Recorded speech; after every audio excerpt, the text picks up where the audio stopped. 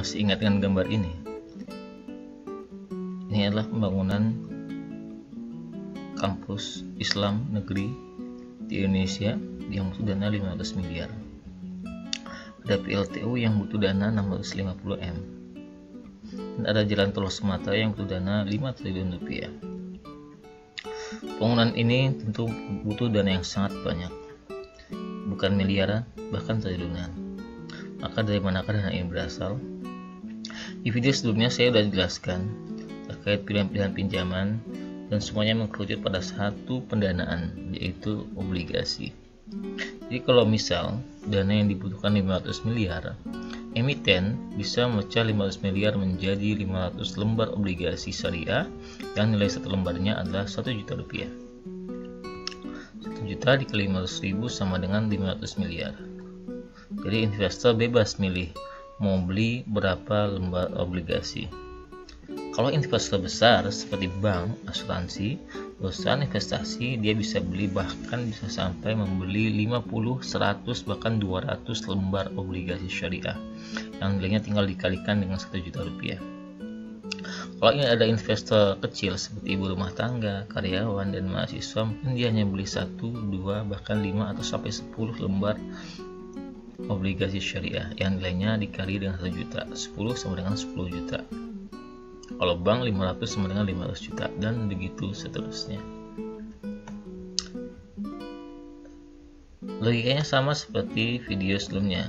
Ada satu emiten yang berfungsi sebagai orang yang berhutang, orang yang membutuhkan modal, dalam konteks ini bisa negara atau perusahaan. Dalam bahasa lainnya disebut obligor. Semua ini adalah istilah yang artinya sama. Investornya bisa sangat beragam, dari perusahaan besar, ada dari individu yang kecil, dan lain sebagainya, sama seperti yang lain. Jadi, apa perbedaan obligasi syariah dengan obligasi konvensional?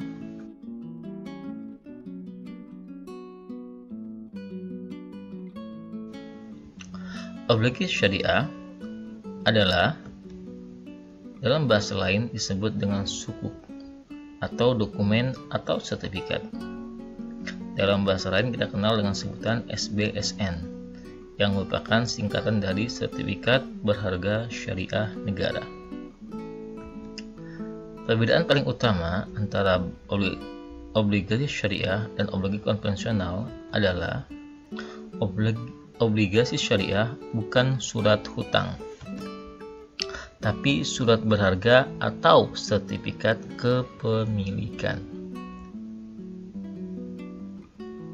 Jadi kalau kita mengacu pada definisi yang diberikan Al-Aufi, Accounting of Auditing Organization for Islamic Financial Institution, dia merupakan kepemilikan yang tak terbagi terhadap suatu aset, hak manfaat, jasa, atau kepemilikan suatu proyek. Dalam definisi Bapepam, Badan Pengawas Pasar Modal, itu merupakan efek syariah yang berupa sertifikat atau bukti kepemilikan. Atas apa? Yang pertama, atas kepemilikan aset berwujud tertentu, atas nilai manfaat atau jasa, atas kepemilikan aset proyek tertentu. Dalam definisi MUI lebih banyak membahas terkait apa kewajiban emiten, yaitu dia harus memberikan pendapatan kepada pemegang obligasi berupa hasil, bagi hasil, margin atau fee yang dibayar lunas pada saat jatuh tempo. Sekarang kita coba lihat. Bayangkan kalian punya 2 sertifikat, 2 lembar obligasi di sini.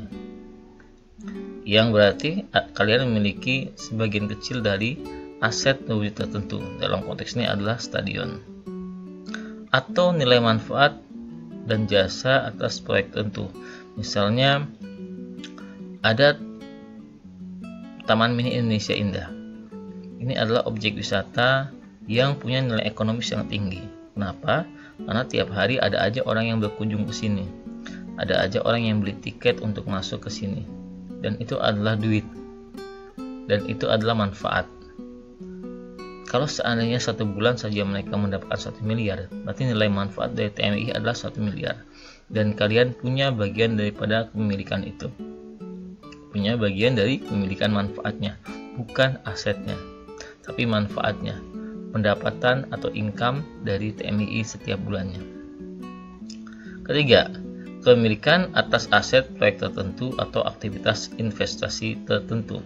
Katakanlah sedang ramai sekarang pembangunan jalan tol. Namanya orang bangun jalan tol, itu pasti ada aset di situ. Ada tanah yang dibebaskan, ada beton yang dibangun, ada aspal yang dibangun, dan itu semuanya bernilai ekonomis. Dan kalian kalau punya sertifikat obligasi syariah, berarti kalian punya bagian kepemilikan daripada aset-aset tersebut, baik berupa tanah, baik berupa jalan, baik berupa aspalnya, walaupun proyek itu belum jadi. Seperti itu. Paham ya bedanya ya? Kalau yang pertama ini sudah jadi barangnya, tapi kalau yang ketiga ini barangnya belum jadi. Kalau yang nomor 2 hanya manfaatnya saja, bukan asetnya. Nah, ketiga hal itu dalam obligasi syariah atau dalam bahasa lainnya adalah sukuk. Mungkin kita akan gunakan bahasa sukuk saja ya untuk lebih mudah.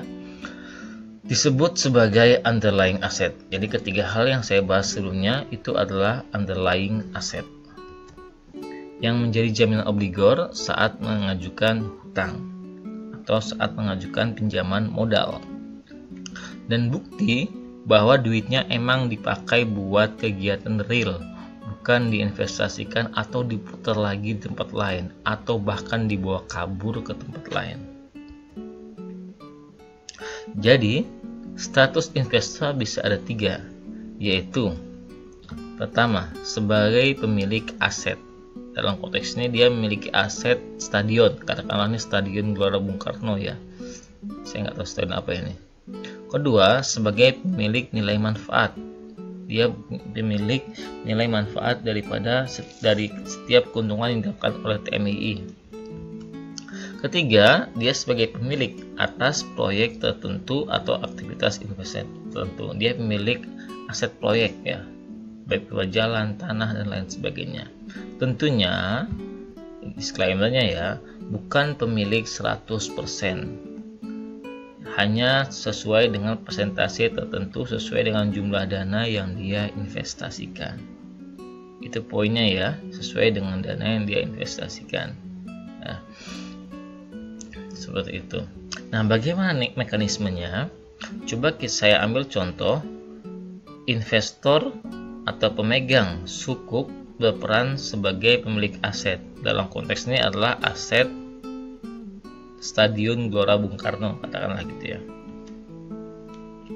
Contoh, negara mau bangun PLTU dengan nilai kebutuhan dana 650 miliar. Tapi karena kita duitnya nggak cukup, jadi mau ajukan sukuk atau obligasi syariah sebagai modal untuk membangun PLTU.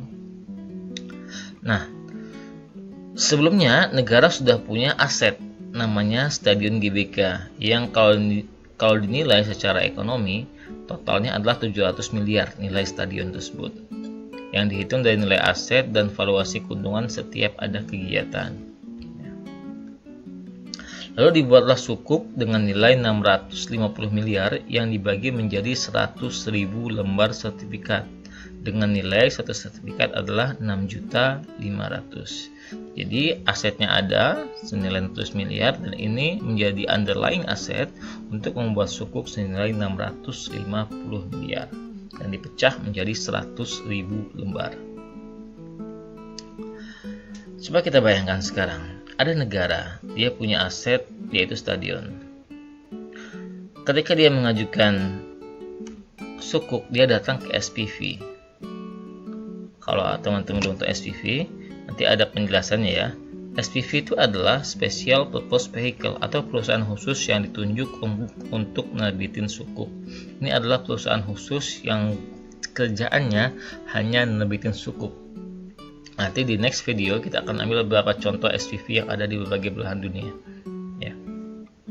Nah, SPV inilah yang mencari investor. Dia setelah negara datang ke SPV menghitung berapa jumlah sukuk yang bisa diterbitkan, mengajukan izin dan lain sebagainya. Makanya SPV menerbitkan sukuk, akhirnya dia mencari beberapa rekan untuk bisa membantunya menjualkan sukuk tadi, yaitu sebesar 650 miliar. Nanti di pertemuan kedua juga kita akan bahas metode penjualan seperti apa. Ada yang di booking dulu. Oh, saya booking, itu bisa gitu ya. Jadi ada perusahaan misalnya saya booking 100 juta, ada saya booking 15M gitu. Itu bisa. Namanya metode book building. Jadi dia booking duluan ya. Jadi banyak investor macam-macam. Dia mencari investor. Intinya adalah bagaimana SPV bisa dapat sukuk dengan nilai, dapat dana segar senilai 650 miliar sesuai dengan kebutuhan untuk bangun PLTU. Nah, uang tadi 650M yang didapat dari investor dikumpulkan sama SPV lalu diberikan kepada negara untuk dibangun PLTU. Jadilah PLTU-nya. Ya, dananya dari investor ya. Jadilah PLTU-nya di sini. Di atas ya. Jadi PLTU-nya. Nah, dalam konteks ini kita kembali ke tadi ya. Investor berperan sebagai pemilik aset. Dalam konteks ini adalah investor, dia pemilik stadionnya dia kan ya. Artinya karena sudah dibeli sama investor ini kan. Jadi secara legal sebenarnya stadion ini jatuhnya sudah jadi milik investor. Investornya nggak cuma satu ya, banyak investornya, banyak orang ya. Dan bisa jadi investornya juga ada lembaga negara, BUMN segala macam ya, untuk menjaga aman gitu ya. Akhirnya stadion ini menjadi milik investor ya, jadi milik investor ya. Jadi bukan jadi milik negara ya sebenarnya, karena sudah dibeli sebenarnya sama investor ya. Tapi namanya aset negara nggak mungkin jadi milik individu ya. Nah, kita lihat mekanismenya, bagaimana aset yang tadinya milik investor itu bisa balik lagi jadi milik negara. Nah, negara tiap bulan itu membayar cicilan kepada membayar sewa, bahasanya ini membayar sewa. Jadi negara selama ini walaupun status stadion jadi milik investor, negara tetap menggunakan aset itu sebagai untuk kegiatan negara. Nah, ketika negara menggunakan aset tersebut, status negara itu sebagai penyewa yang membayar uang sewa kepada investor ya. Artinya dia bayar tiap bulan, dia bayar sewanya tiap bulan sebagai dalam pola pikir investor ini adalah sebagai cicilan dia atau keuntungan bagi investor. Dia bayar sewa. Nanti ketika sudah jatuh tempo, katakanlah ini maturitinya atau temponya suhunya adalah 5 tahun. Jadi setelah 5 tahun stadion itu akan dibeli kembali secara utuh oleh negara, dibeli kembali secara lunas oleh negara, dihitung dari uang sewanya. Jadi sewa itu sebagai cicilan juga. Jadi sewa plus ada tambahannya berapa gitu, marginnya. Jadi dia nyewa. Nanti di akhir setelah 5 tahun itu uang sewanya itu nilainya sama dengan harga stadion plus marginnya berapa ya. Katakanlah dia bayar sewanya itu, dia nyicil tiap bulan itu katakanlah 50M gitu, atau ya 50M ya, atau sekitar 30 miliar gitu kan, dia bayar setiap bulan. Nanti setelah 5 tahun atau 3 tahun itu dia, kalau kita hitung secara total itu bisa mencapai 700 miliar seperti itu, tapi selama 5 tahun ya. Artinya investor dapat uangnya balik 650M plus dapat 50M sebagai keuntungan bagi investor.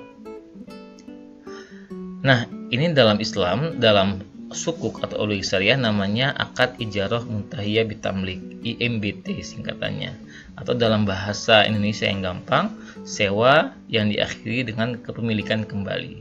Artinya stadion tadi asetnya menjadi kembali milik negara setelah 5 tahun.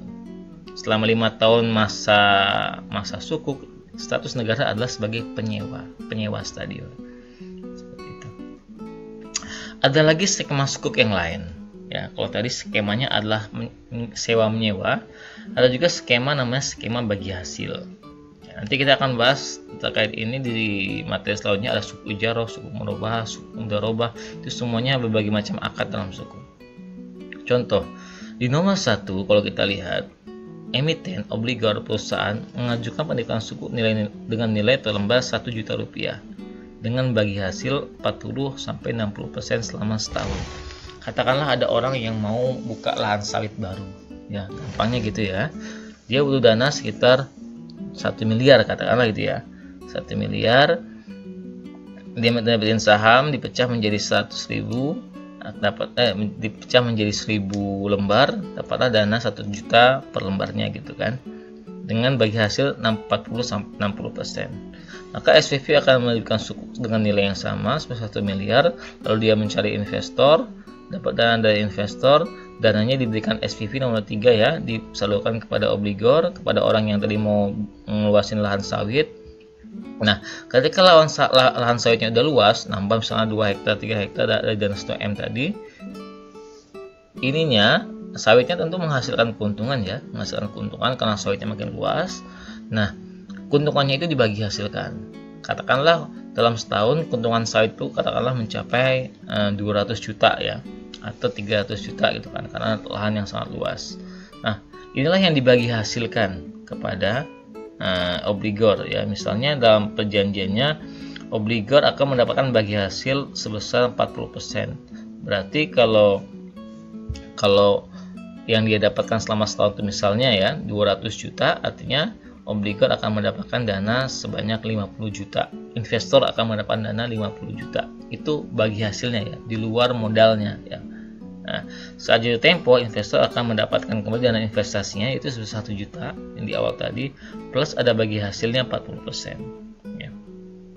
Kalau katakanlah jika keuntungan perusahaan selama setahun adalah 200.000, atau dalam konteks ini kalau kita gedein 200 juta gitu kan, jadi investor akan mendapatkan 1 juta ditambah 80.000 gitu kan, atau menjadi 80.000. Jadi 80.000 80 juta jadi kan. Jadi dia dapat 1 juta. Kalau dia belinya 1 lembar berarti dia dapat 80.000. Tapi kalau dia belinya mungkin 5 lembar, tinggal dikali 5, 80.000 nya dikali 5 seperti dan begitu seterusnya.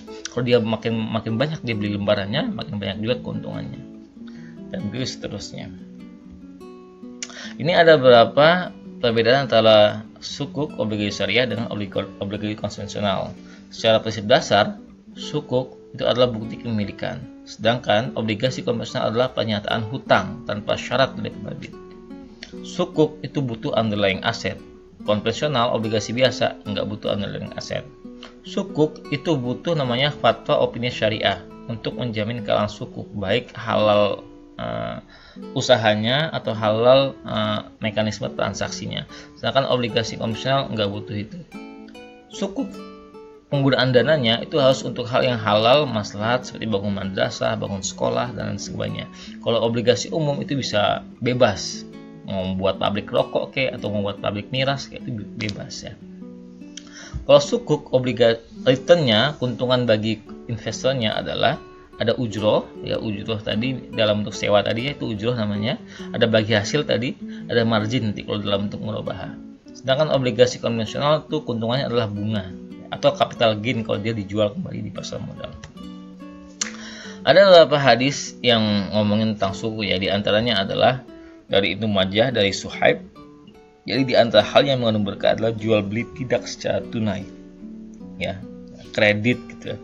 Dan mudorobah itu bagi hasil yang tadi ya. Sukuk dengan akad bagi hasil itu juga mengandung keberkahan. Sukuk ini akadnya banyak sekali. Yang tadi saya bahas tuh hanya sekilas saja. Nanti di pertemuan yang akan datang kita akan lihat bagaimana suku salam, suku istisna, suku murabahah dan lain sebagainya itu punya ciri khas masing-masing ya. Dan dalam prakteknya bahkan itu sangat unik sekali. Ya. Kalau kita lihat, nah sekarang kita lihat data statistik kenapa kita sukuk ini menjadi hal yang menarik di Indonesia. Karena ternyata sejak tahun sukuk ini pertama kali muncul di Indonesia tahun 2002 dengan nilai penerbitan itu sebesar 175 miliar rupiah. Di tahun 2019 sebelum COVID-19 corona lagi ramai sekarang ini, itu nilainya nilai penerbitan sukuk itu sudah mencapai 13 triliun 658 miliar. Tahun 2020 bahkan saat corona pun kita lagi krisis gitu kan, orang masih menerbitkan sukuk sebanyak 7 triliun 499 miliar rupiah seperti itu ya.